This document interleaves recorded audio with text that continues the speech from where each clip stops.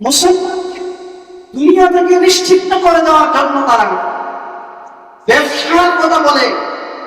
তারা সিরিয়া থেকে অস্ত্র নিয়ে আসছে, ব্যবসার পণ্য নিয়ে এসে এগুলো বিক্রি করে এর লক্ষ্য শুধু মুসলমানকে নিশ্চিহ্ন করে দিবে, আর মুসলমান চোখ মেরে বসে থাকবে। তারা চুপ করে বসে বসে শুধু দেখবে। এটা হতে পারে?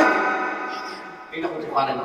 আল্লাহর হাবিব মুহাম্মদুর রাসূলুল্লাহ সাল্লাল্লাহু আলাইহি ওয়াসাল্লাম সাহাবায়ে কেরামদের মধ্যে ঘোষণা দিলেন, আমি বলার আমি কাফের মুশরিকদের এই ব্যবসাকে ঠেকিয়ে দিতে চাই। তোমরা কারা কারা আমার সাথে সাথী হয়ে এই কাফের মুশরিকদের ব্যবসাকে আটকানোর জন্য আমার সঙ্গী হতে চাও? তখন 313 জন সাহাবী আল্লাহর রাসূলের ডাকে সাড়া দিয়ে দাঁড়িয়ে গেলেন। আল্লাহর হাবিব মুহাম্মদুর রাসূলুল্লাহ সাল্লাল্লাহু আলাইহি ওয়াসাল্লাম 12 রমাদান, সবাই বলেন কত রমাদান? 6 রমাদান, বদর প্রান্তের দিকে লক্ষ্য করে 313 জন সাহাবীকে সাথে করে নিয়ে তিনি রওনা দিয়ে দিলেন। আপনারা তো অবাক হতে পারেন যে 17 রমাদান আজকে এই দিবসে বদর যুদ্ধ সংঘটিত হলো, তো হুজুর দেখি 12 রমাদান বলছেন। আসলে 12 রমাদান আল্লাহর হাবিব সাল্লাল্লাহু আলাইহি ওয়াসাল্লাম সাহাবীদেরকে নিয়ে বদরের উদ্দেশ্যে রওনা করেন। সেখানে গিয়ে 17 রমাদান যুদ্ধ সংঘটিত হয়। 12 রমাদান সাহাবীদেরকে নিয়ে আল্লাহর হাবিব রওনা করলেন। এদিকে আবু সুফিয়ানের গুপ্তচররা মুসলমানদের আনাগোনা, মানুষের আনাগোনা, হাঁটাহাঁটি চলাফেরা এগুলোকে লক্ষ্য করে সে অত্যন্ত বুদ্ধিমান চালাক ব্যক্তি ছিল। সে আন্দাজ করতে পেরেছিল যে আমরা যে ব্যবসা করার জন্য ব্যবসার কথা বলে সিরিয়া থেকে মাল সামান নিয়ে আসছি। আবু সুফিয়ান ভাবতে লাগলেন গোপনে গোপনে যে ষড়যন্ত্রের জাল বলেছিল হয়তোবা মদিনার মুসলমানরা মুহাম্মদের উম্মতেরা সেটা জানতে পেরে গিয়েছে।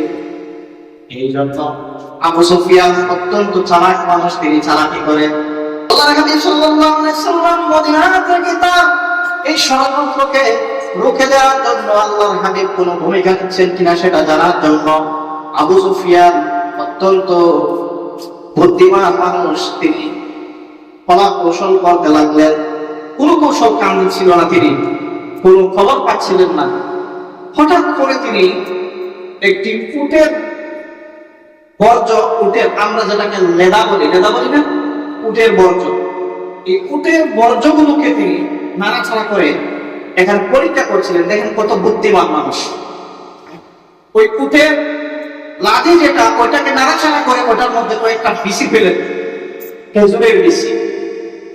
খেজুরের বিসিগুলো তিনি পরীক্ষা নিরীক্ষা করে তিনি বুঝতে পারলেন এই বিসিগুলো মদিনার খেজুর গাছের খেজুরগুলো যে উট তার খাদ্য হিসাবে গ্রহণ করেছে, ওই উটগুলো এই রাস্তা দিয়ে কেউ চড়িয়ে নিয়ে গেছে। তো তিনি বুঝতে পারলেন যে নিশ্চয়ই আল্লাহর হাবিব মুহাম্মদুর রাসূলুল্লাহ সাল্লাল্লাহু আলাইহি ওয়াসাল্লাম মদিনা থেকে আমাদের এই ষড়যন্ত্রের কথা বুঝতে পেরে বা জানতে তিনি তার উট নিয়ে আমাদেরকে প্রতিহত করার জন্য ইতোপূর্বে তিনি বেরিয়ে গেছেন। দেখেন কোথা থেকে তিনি কোথায় চলে গেছেন, বুদ্ধিমান মানুষ। এই লাঠির সাথে মদিনা থেকে আল্লাহর হাবিব চলে আসছেন, এটা কিভাবে তিনি বের করলেন? এই লাঠির মধ্যে বা লেদার মধ্যে বিসি থেকে তিনি অনুমান করবেন যে এই বিসিগুলো যে খেজুর থেকে আসছে, এই খেজুরগুলো মদিনার খেজুর। আর এই মদিনার খেজুরগুলো তো স্বাভাবিক মদিনার পুষ্টিগুলাই খাদ্য হিসাবে খায় নাকি, মদিনার পুষ্টিগুলা খায়। আর মদিনার পুষ্টিগুলো সাধারণত মুসলমানদের অধীনে। আর এই সময় কাফেররা এদিকে কখনো পুষ্টি নিয়ে আসবে না, উট নিয়ে আসবে না। এদিকে আসতে হলে একমাত্র মুহাম্মদ সাল্লাল্লাহু আলাইহি ওয়াসাল্লাম তার সাহাবীদেরকে নিয়ে একমাত্র আমার উদ্দেশ্যে, অর্থাৎ আবু সুফিয়ান চিন্তা করলেন যে আমার উদ্দেশ্যে আমাকে দেখানোর জন্য তিনি আসবেন। এইটা তিনি বুঝে গেলেন। এই কথা যখন তিনি বুঝতে পারলেন, সাথে সাথে একজন দূত পাঠিয়ে মক্কা প্রতিটি মানুষের নিকট তিনি সংবাদ প্রেরণ করে দিলেন। মক্কাবাসীরা, কুরাইশেরা মুহাম্মদ সাল্লাল্লাহু আলাইহি ওয়াসাল্লাম জানতে পেরেছেন আমাদের ষড়যন্ত্রের কথা, সুতরাং তোমরা আমাদেরকে আমাদের ব্যবসায়ী পণ্যকে, বাসানোর লোককে, তোমরা মক্কা থেকে কিছু মানুষ, কিছু সৈন্য সামন্ত, অস্ত্র শস্ত্র নিয়ে তোমরা আমাদের বদর প্রান্তের দিকে অগ্রসর হয়ে আমাদেরকে রক্ষা করার চেষ্টা করো। কারণ তখন তো আবু সুফিয়ানের নেতৃত্বে মাত্র 70 জন সঙ্গী ছিল। এই 70 জন লোককে তিনি ব্যবসার পণ্য নিয়ে আসছিল। এইদিকে আল্লাহর হাবিব মুহাম্মদুর রাসূলুল্লাহ সাল্লাল্লাহু আলাইহি ওয়াসাল্লাম সাহাবীদেরকে নিয়ে বদর প্রান্তের দিকে অগ্রসর হতে লাগলেন। আর এদিকে আবু সুফিয়ান চিন্তা করলেন, আমরা যদি মদিনার পূর্ব দিকে যদি এই মুহূর্তে আমরা আমাদের মাল সামান নিয়ে অগ্রসর হই, তাহলে মুহাম্মদের সৈন্য সামন্তের সম্মুখে আমরা বাধাগ্রস্ত হয়ে পড়ব। সমুদ্রের কিনার দিয়ে তিনি সেই পথ ধরে মাল সামগ্রী যা ছিল, তার সৈন্য সামন্ত যা ছিল সব দিয়ে তিনি সমুদ্রের কিনারে রাস্তা দিয়ে মক্কায় নিরাপদে গমন করলেন। মক্কায় যেয়ে এদিকে আবু জেহেল এই সংবাদ যখন শুনল যে মুহাম্মদ সাল্লাল্লাহু আলাইহি ওয়াসাল্লাম তার সাহাবীদেরকে নিয়ে আবু সুফিয়ানের কাফেলাকে অ্যাটাক করার জন্য অগ্রসর হচ্ছেন, তখন এদিকে আবু জেহেল তাড়াতাড়ি করে খুব দ্রুত মক্কা থেকে সৈন্য সংগ্রহ করে, প্রায় 1,000 সৈন্য সংগ্রহ করে অস্ত্র শস্ত্র সজ্জিত হয়ে সে বদরের দিকে রওনা দিয়ে দিল। বদর এখনো কিছু দূর। বদরটা ছিল মদিনা থেকে আপনার দক্ষিণ পশ্চিম কর্নারে 80 মাইল দূরে, প্রায় 155 থেকে 60 কিলোমিটার, 80 মাইল দূর। কোন কর্নারে? দক্ষিণ পশ্চিম কর্নারে ছিল বদর প্রান্ত। তো আমরা তার দেখানোর সৈন্য নিয়ে বদরের দিকে রওনা দিচ্ছে, চলছে। ইতিমধ্যে তার নিকট খবর এসে পৌঁছালো যে আবু সুফিয়ান তার মাল সামগ্রী নিয়ে নিরাপদে সমুদ্রের কিনার ধরে তিনি মক্কায় পৌঁছে গেছে। সুতরাং আর যুদ্ধের প্রয়োজন নেই, তোমরা রাস্তা থেকে চলে আসো।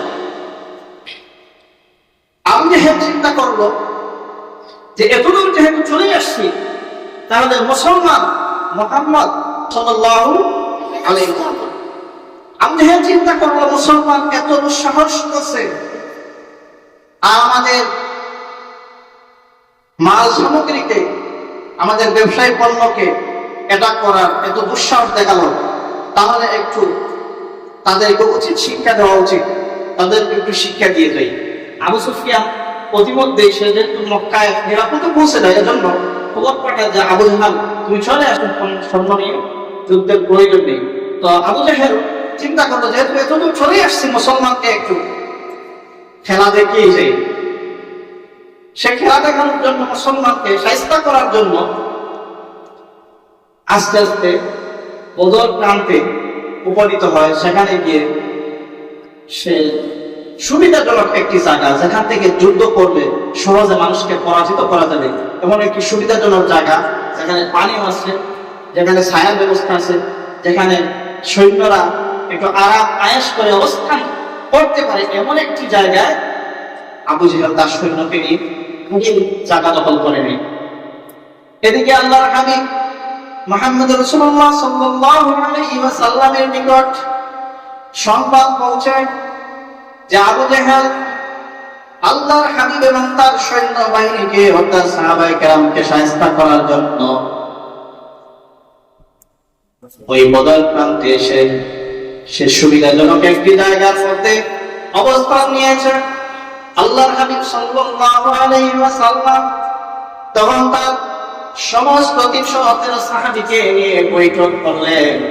বৈঠকের মধ্যে তিনি প্রস্তাব তুললেন, রে আমার আনসার এবং মুহাজির সাহাবীরা, লক্ষ্য করেন এই 313 জন সাহাবীর মধ্যে 231 জন সাহাবী ছিলেন আনসারী সাহাবী।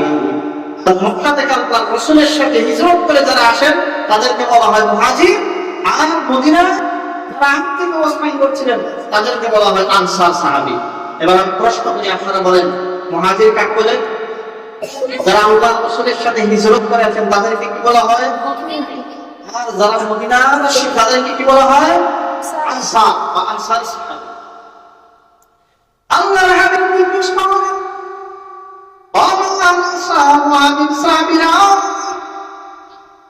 কাফের মুশরিক আবু জাহেল আমাদের সহায়তা করার জন্য, আমাদেরকে দুনিয়ার মাটি থেকে চিরবিদায় করার জন্য অলরেডি তারা বদর প্রান্তের জায়গায় গিয়ে তারা সুবিধাজনক জায়গা দখল করে নিয়েছে। এবার তোমাদের মতামত কি বলো?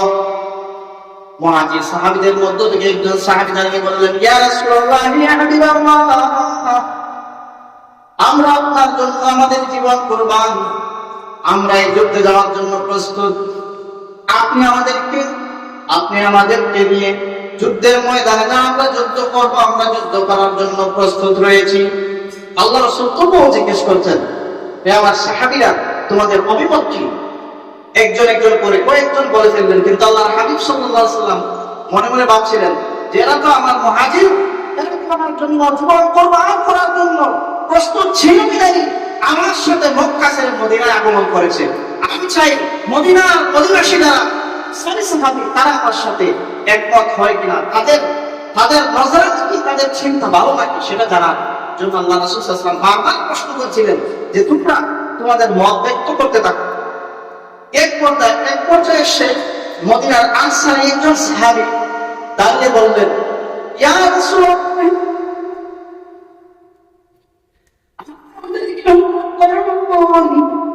আপনি আমাদেরকে যদি আগুনের মধ্যে ঝাঁপ দিতে হুকুম করেন, আমরা আপনার নির্দেশে আগুনের মধ্যে ঝাঁপ দিতেও প্রস্তুত।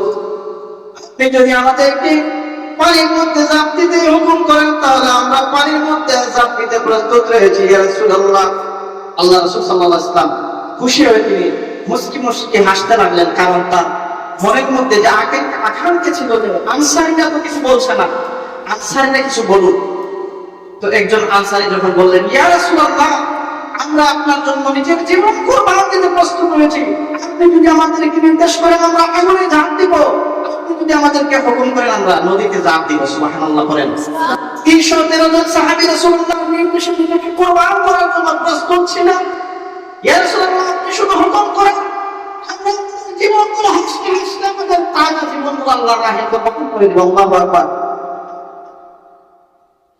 সাল্লাল্লাহু আলাইহি ওয়াসাল্লাম আশ্চর্য চেহারা নিয়ে বদর প্রান্তিক দিকে অগ্রসর হন। এমন একটি অসুবিধাজনক জায়গার মধ্যে সাহাবীদেরকে নিয়ে দাঁড় করালেন, একটি অসৌন্দর্য জায়গা, যেখানে দাঁড়ালে যুদ্ধ করার মতন পরিবেশ পরিস্থিতি নেই, এমন একটি জায়গায় তিনি তার সাহাবীদেরকে দাঁড় করালেন, যেখানে কোনো পানির ব্যবস্থা নেই, যেখানে কোনো ছায়ার আলোর ব্যবস্থা নেই। এমন একটি কঠিন জায়গায় তিনি তার সাহাবীদেরকে দাঁড় করাইয়া দিলেন। তারপরে তিনি আল্লাহর দরবারে 2 হাত উত্তোলন করে রুনাজাত করে মুনাজাত করতে লাগলেন, বলতে লাগলেন, আল্লাহ, হে আল্লাহ, তুমি যদি এই জমিনের মধ্যে তোমার ইবাদত বন্দেগী করার মতো কোনো মানুষ বাকি রাখতে না চাও, তাহলে তুমি আমাদেরকে শহীদ করে দাও। আল্লাহু আকবার, আল্লাহু আকবার। হে আল্লাহ, তুমি কি চাও না এই জমিনে তোমাকে সিজদা করার জন্য, তোমাকে ডাকার জন্য, তোমার ইবাদত বন্দেগী করার জন্য কিছু মানুষ বেঁচে থাকুক? যদি চাও তাহলে তুমি আমাদেরকে সাহায্য করো, আর যদি না চাও সেটাও তোমার ইচ্ছা। এইভাবে দোয়া করতে করতে তিনি তার 2 হাত আকাশের দিকে তুলতে তুলতে, বুখারী শরীফের হাদিসের মধ্যে আসে যে তিনি আকাশের দিকে 2 হাত তুলেন, তার গা থেকে নূরের চাদরটা মাটির মধ্যে পড়ে যাচ্ছিল। আবু বকর সিদ্দিক রাদিয়াল্লাহু তাআলা আনহু পিছন থেকে এসে তার চাদরকে গায়ের মধ্যে জড়িয়ে ধরলেন।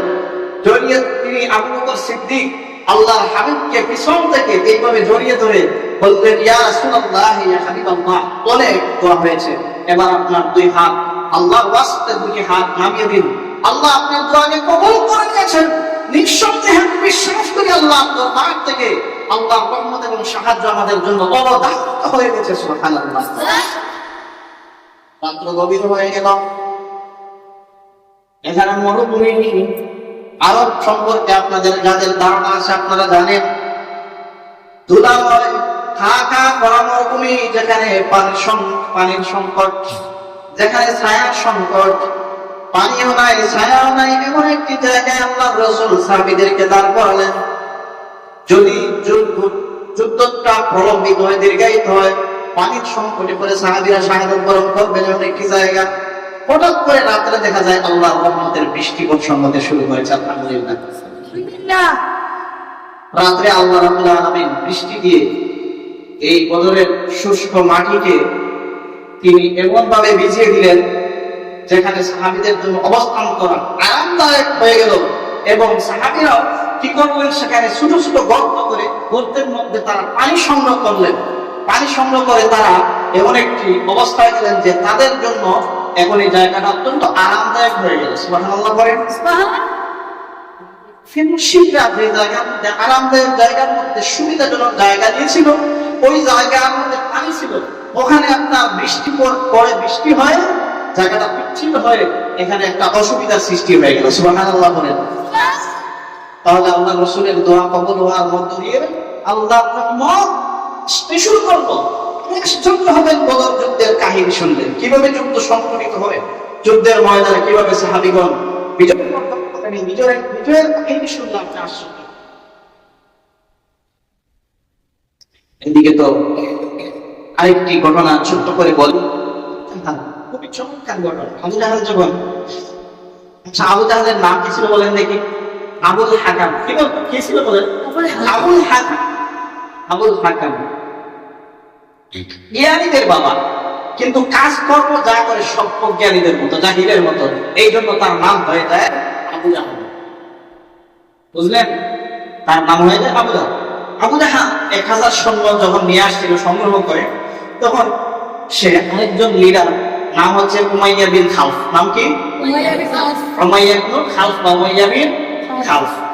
এই উমাইয়া বিন খালফের নিকট যে বলছে যে না, মুহাম্মদের বিরুদ্ধে তো যুদ্ধ হবে, এখন যুদ্ধের ময়দানে তোমাকে যেতে হবে। তো উমাইয়া বিন খালফ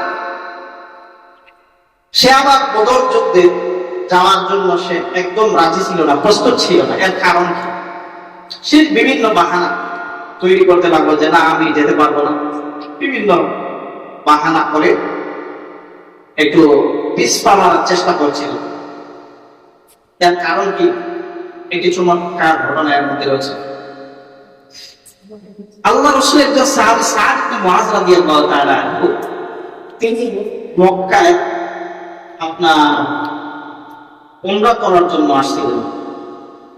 তো উমরা করতে আসায় মক্কায় তার একটা বন্ধু, নাম ছিল উমাইয়া বিন খালফ। এই উমাইয়া বিন খালফ সাদ ইবনে মুআয রাদিয়াল্লাহু তাআলা মক্কায় কখনো আসলে উমাইয়া বিন খালফের বাড়িতে তিনি মেহমানদারি করতেন, সেখানে বিশ্রাম নিতেন, আরাম করতেন। উমাইয়া বিন খালফ কখনো যদি কোনো প্রয়োজনে মদিনায় যেত, তখন ওই সাদ বিন মুআয রাদিয়াল্লাহু তাআলা বাসায় বিশ্রাম নিতেন বা সেখানে আরাম করতেন। তো সাদ বিন মুআয রাদিয়াল্লাহু তাআলা যেহেতু উমরা করার জন্য কাবা শরীফে আসছেন, তিনি স্বাভাবিক তার বন্ধুর ঘরে আতিথেয়তা গ্রহণ করেন। এখানে তিনি অবস্থান করেন আর বলেন, বন্ধু আমাকে তুমি এমন একটি সময়ে, এটা কিন্তু সরাসরি বুখারী শরীফের হাদিসে আছে, তাই শুনে কোন কিতাবে আছে? এই কিতাব থেকে বিশাল লম্বা হাদিস, বিশাল লম্বা হাদিস। হতে পারে আপনারা এই কিতাব কোনোদিন শুয়ে ধরেও নাও দেখতে পারেন, তবে এই কিতাব থেকে এই চমৎকার ঘটনাগুলো আপনারা শুনে যান, সাথে করে নিয়ে যান, আপনারা আপনাদের বাড়িতে এগুলো বলবেন। তো সাদ ইবনে মুআয রাদিয়াল্লাহু তাআলা আনহু এই উমাইয়া বিন খালফকে বললেন, তুমি আমাকে এমন একটি সুবিধাজনক সময়ে কাবা চত্বরে নিয়ে যাওয়া, যখন মানুষের সমাগম খুবই কম থাকবে, আমি যাতে দিন শেষে শান্তি মনে আল্লাহর ঘরটা তাওয়াফ করতে পারি। তো দুপুর বেলা মানুষের আনাগোনা যখন কমে গেল, তখন উমাইয়া বিন খালফ সাহাবী মুআয রাদিয়াল্লাহু তাআলা আনহু নিয়ে কাবার চত্বরে চলে গেলেন এবং তাওয়াফ করতে লাগলেন। ইতিমধ্যেই আবু জাহল চলে আসছে, শয়তানটা চলে আসছে। এসে যখন দেখছে যে উমাইয়া বিন খালফের সাথে সাদ বিন মুআয রাদিয়াল্লাহু তাআলা কাবা শরীফের মাথাতে যখন তিনি তাওয়াফ করছেন, তখন প্রশ্ন করলো, হে আবু সাফওয়ান, উমাইয়া বিন খালফের নাম ছিল সাফওয়ান, হে আবু সাফওয়ান, তোমার সাথে যে লোকটা, এই লোকটা কে? আবু সুফিয়ান বললেন, অর্থাৎ উমাইয়া বিন খালফ বললেন, এই লোক আমার বন্ধু সাদ বিন মুআজ রাদিয়াল্লাহু তাআলা। এই লোক এখানে কি করছে? উমাইয়া বিন খালফ বলছে, সে আমার বন্ধু মানুষ, সে তাওয়াফ করার জন্য আসছে। তখন আবু জাহাল উমাইয়া হযরতে সাদ বিন মুআজ রাদিয়াল্লাহু তাআলা আনহুর দিকে চোখ রাঙিয়ে রাঙিয়ে বলছে, তুমি যদি আজকে এই উমাইয়া বিন খালফের সাথে মাতাফে অর্থাৎ কাবার কিনারে না আসতে, তার সাথে যদি এখানে না আসতে, তাহলে আজকে তোমাকে মজা দেখিয়ে দিতাম, তোমাকে আজকে মদিনায় নিরাপদে পৌঁছতে দিতাম না। কথাগুলো লক্ষ্য করছেন? উমাইয়া বিন খালফ হুমকি দিচ্ছে, তোমাকে আমি নিরাপদে মদিনায় পৌঁছতে দিতাম না। দেখেন, যে মক্কা থেকে কিছুদিন পূর্বে, মাত্র 1.5-2 বছর পূর্বে মুসলমানদেরকে নির্যাতন করে বের করে দেওয়া হয়েছিল, এখানে তো আর কোন মুসলমান অবশিষ্ট নাই। কথা বলেন, আছেন কোন মুসলমান তখন মক্কায় অবশিষ্ট নাই? সেই মক্কার ভূমিতে কাবার কিনারে মক্কার বড় লিডার উমাইয়া বিন খালফের কিনারে দাঁড়িয়ে আবু জাহেলের মতো বড় এক নেতার সঙ্গে হুঙ্কার ছেড়ে, তুমি তুমি হুমকি দিয়ে আমাকে ভয় দেখাতে পারবে না, আমি তোমার হুমকি ধমকি পারবা করি না। তুমি যদি আজকে আমাকে এই কথা বলো, তাহলে আমিও তোমাকে স্পষ্ট ভাষায় জানিয়ে দিতে চাই, কালকে যখন মদিনার পথ ব্যবহার করে তুমি ব্যবসা করার জন্য সিরিয়া যাওয়া, তখন আমিও তোমাকে কিন্তু মজা বুঝিয়ে দেব। আল্লাহু আকবার বলো। এই কাফের মক্কার বড় বড় কাফের লিডার দুজনের পাশে দাঁড়িয়ে একজনের চক্ষু রাঙা, চক্ষুকে তিনি উপেক্ষা করে তিনি বাঘের মতো গর্জন করে তার প্রতি উত্তর দিয়ে তাকে উল্টা হুমকি দিয়ে আসলেন। আচ্ছা, আজকে কি আমাদের মতো ইমানদারদের পক্ষে এরকম কি সম্ভব যে বড় লিডার নেতার সম্মুখে দাঁড়িয়ে তার অন্যায়, তার দুঃশাসনের বিরুদ্ধে বক্তব্যের কথা বলার মতো সাহস আজকে কি আমাদের আছে? নাই। জোরে বলেন, আছে? নাই। ততক্ষণ পাশ থেকে উমাইয়া বিন খালফ বলছে, হে সাদ বিন মুআজ, তোমার আওয়াজকে নিচু করে তুমি কথা বলো, তুমি যার সাথে কথা বলছো ইনি হচ্ছে আমাদের মক্কা কুরাইশদের সবচেয়ে বড় লিডারদের মধ্যে একজন। সাদ বিন মুআজ প্রতি উত্তরে বলতেন, দেখেন বন্ধুকে তিনি হক কথা বলতে বন্ধু তো সাথের নাই।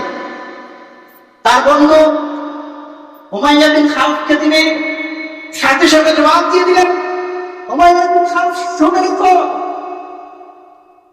রাখো, তুমি উমাইয়া বিন খালফ কিন্তু মুসলমানদের হাত থেকে মুক্তি পাবা না, তোমাকে অচিরে মদিনার মুসলমানরা তোমাকে হত্যা করে দিবে। সুবহানাল্লাহ।